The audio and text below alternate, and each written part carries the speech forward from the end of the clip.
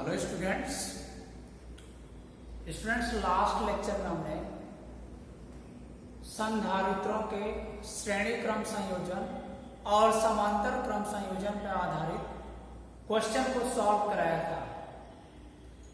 आज के लेक्चर में स्टूडेंट हम पढ़ेंगे समांतर प्लेट संधारित्र की धारिता।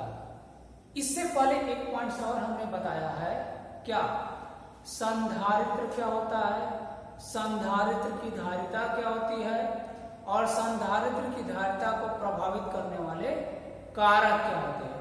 इन चीजों को हम डिस्कस किए हैं। क्वेश्चन में बाद में और भी बताऊंगा। फिलहाल लास्ट टर्म पे जो मेन टॉपिक हम लोग डिस्कस किए थे वो था संधारित्र की धारिता और संधारित्र को प्रभावित करने वाले कारक क्या होते हैं। आज के लेक्चर में देखिए पढ़ा जाएगा समांतर प्लेट संधारित्र की धारिता। ध्यान दीजिए स्टूडेंट, समांतर प्लेट संधारित्र की धारिता क्या होती है। उससे पढ़ने से पहले हम समांतर प्लेट संधारित्र के बारे में पढ़ेंगे।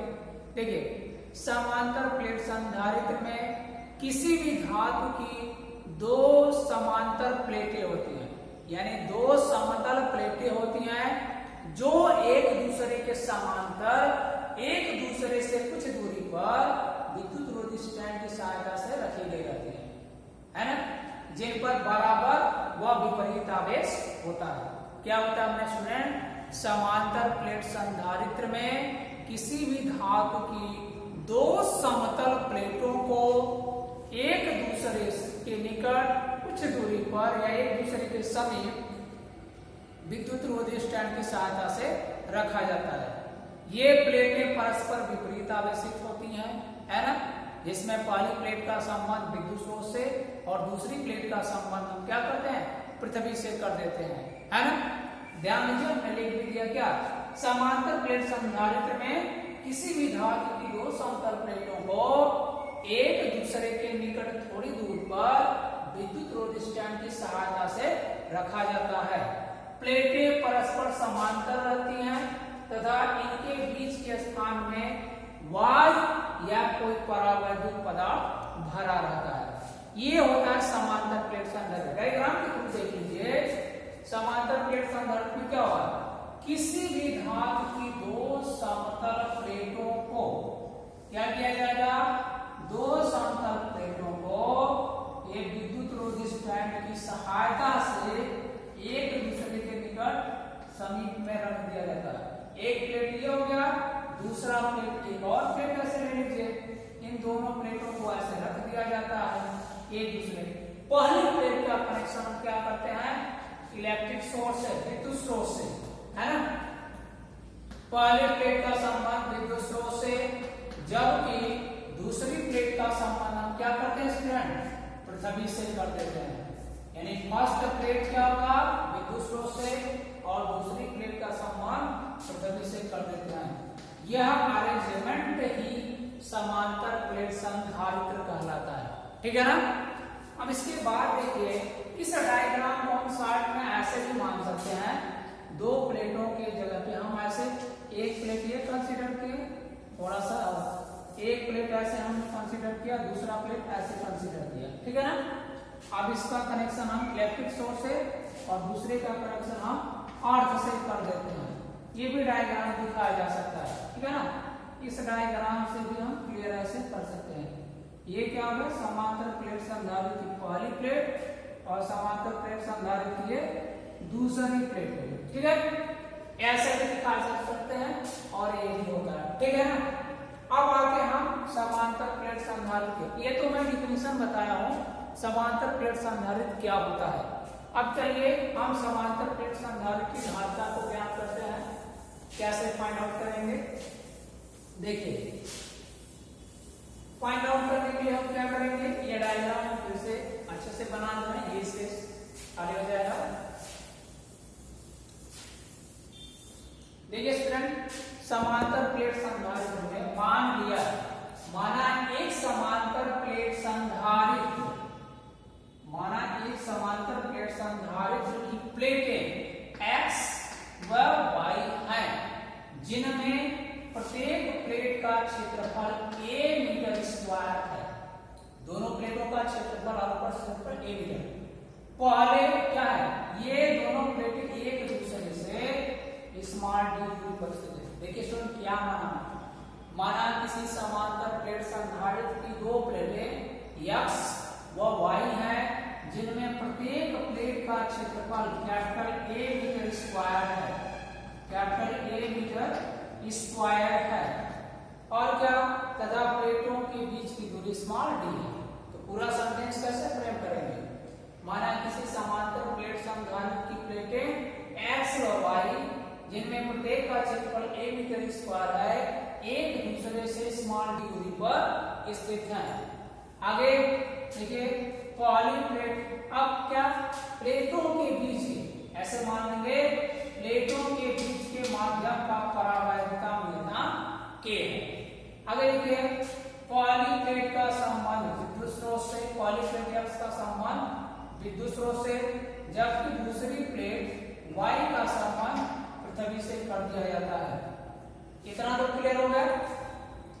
ये विद्युत स्रोत से किया गया है, विद्युत स्रोत से, और दूसरी प्लेट का संबंध जो है अर्थ से किया गया, पृथ्वी से। ये हो गया। इसके बाद देखिए विद्युत स्रोत की सहायता से पहली प्लेट को प्लस क्यू आवेश दिया जाता है।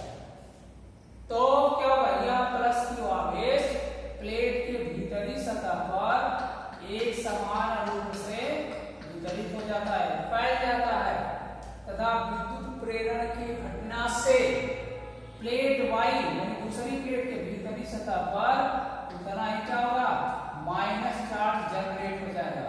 यहाँ पे ये प्लस क्यू जनरेट हुआ है, यहाँ पे माइनस क्यू जनरेट होगा। कि जब माइनस क्यू जनरेट हुआ, ये पहले तो निराकर्षित था ना, माइनस क्यू जनरेट हुआ तो साथ ही साथ क्या होगा, प्लस चार्ज भी जनरेट होगा ना।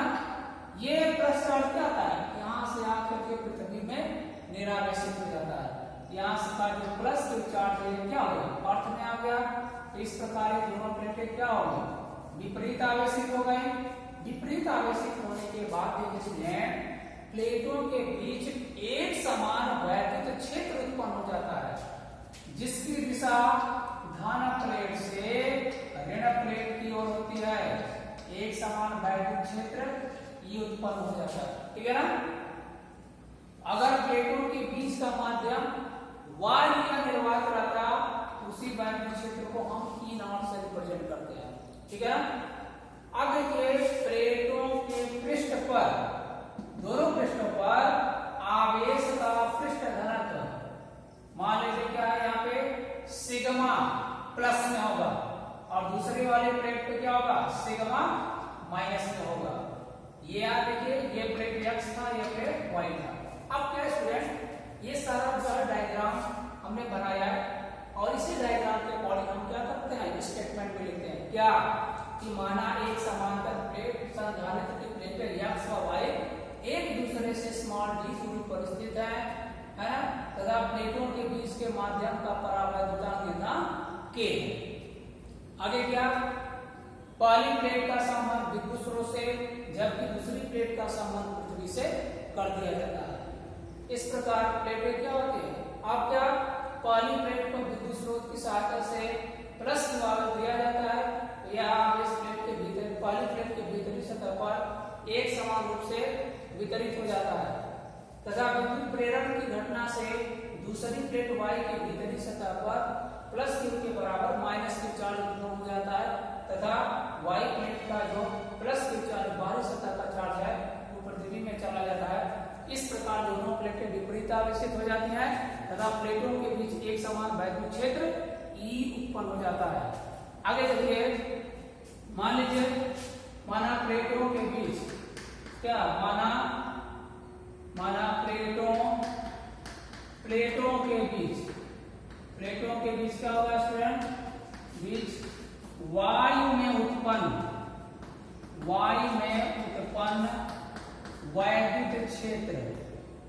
वैद्युत क्षेत्र क्या है। ये डायग्राम जो है इसको हम लिखने में डायग्राम यहां से कर रहे हैं, ठीक है ना। पूरा स्टेटमेंट लिखेंगे तो इसमें समझ, ठीक है। क्या होगा, इस डायग्राम के थोड़ी मैं बाकी का चीज मैं बता रहा हूँ।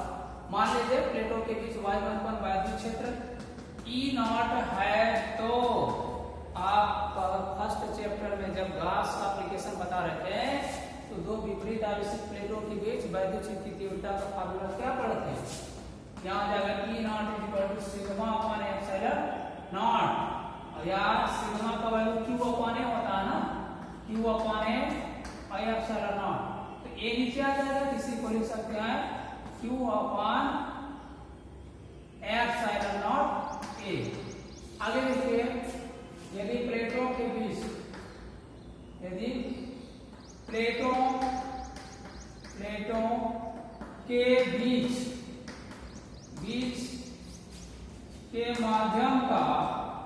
के माध्यम का परावैद्युतांक नियतांक के हो तो प्लेटों के बीच वैद्युत क्षेत्र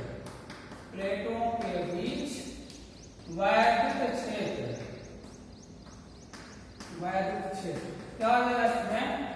E is equal to sigma upon K epsilon naught होगा। सिग्मा का वैल्यू Q अपॉन ए रखेंगे, क्या मिल जाएगा? Q upon K epsilon naught. ये आ गया ना। अब देखिए स्टूडेंट, इसको इक्वेशन फर्स्ट मान लिया जाए ना।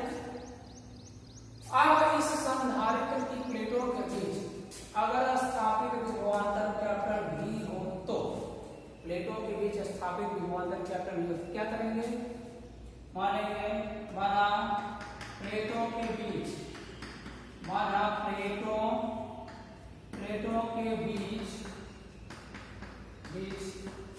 स्थापित विभवांतर कैपिटल V हो तो क्या होगा? E is equal to V upon D, formula पढ़े है ना, तो V इज इक्वल टू क्या होगा स्टूडेंट? E into D। इसको समीकरण 2 मानिए। समीकरण 1 से E का मान समीकरण 2 में रखिए। समीकरण 1 से E का मान क्या करेंगे? समीकरण 2 में रखने पर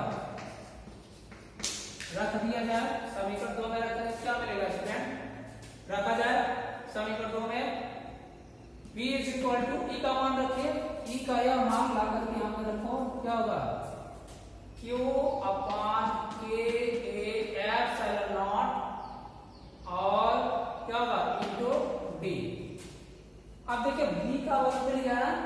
अब हम निकालेंगे संधारित्र, इस समांतर प्लेट संधारित्र की धारिता क्या होगा?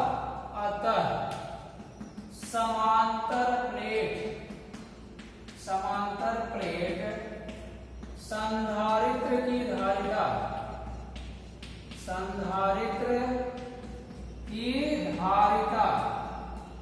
क्या हो जाएगा?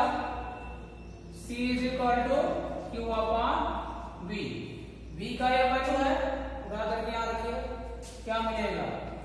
Q अपॉन V का वैल्यू रखो, Q upon K epsilon not into D। इस Q अपॉन V का जो ये टोटल वैल्यू है रख दिया गया। अब इसी को हम सिंप्लीफाई करेंगे। सिंप्लीफाई करेंगे क्या मिलेगा? इधर हम सिंप्लीफाई कर दे रहे हैं, क्या हो जाएगा? ये epsilon not K epsilon not ऊपर चला जाएगा, तो Q into K epsilon not upon Q into D। Q से Q कैंसिल हो गया ना, क्या हो जाएगा? K epsilon not upon D। ये क्या है स्टूडेंट? समांतर प्लेट संधारित्र की धारिता। क्या आ गया? किसी समांतर प्लेट संधारित्र की धारिता का फार्मूला हमने ऑब्टेन कर लिया। ठीक है, इसके बाद एक कंडीशन और देखिए, क्या यदि प्लेटों के बीच का माध्यम, यदि प्लेटों के बीच का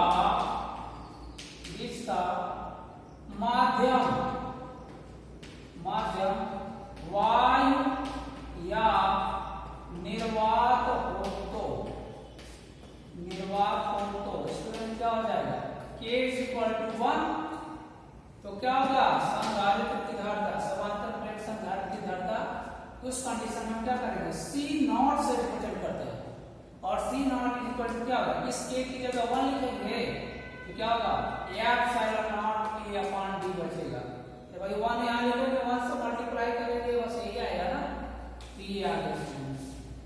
मुख्य रूप से आपका फार्मूला ये है, समांतर प्लेट संधारित्र की धारिता जब प्लेटों के बीच वाले माध्यम का परावैद्युता के हो। ओके स्टूडेंट, तो ये टॉपिक कंप्लीट होता है। अब नेक्स्ट लेक्चर में हम क्या बताएंगे, जब इसी समांतर प्लेट संधारित्र की धारिता की प्लेटों के बीच क्या होगा, एक परावैद्युत पदार्थ की पट्टी रख दी जाती है, एक स्लैब रख दिया जाता है, तब क्या धारिता होगा, तो उसको हम नेक्स्ट लेक्चर में डिस्कस करेंगे। आज के लेक्चर में बस इतना। Okay students.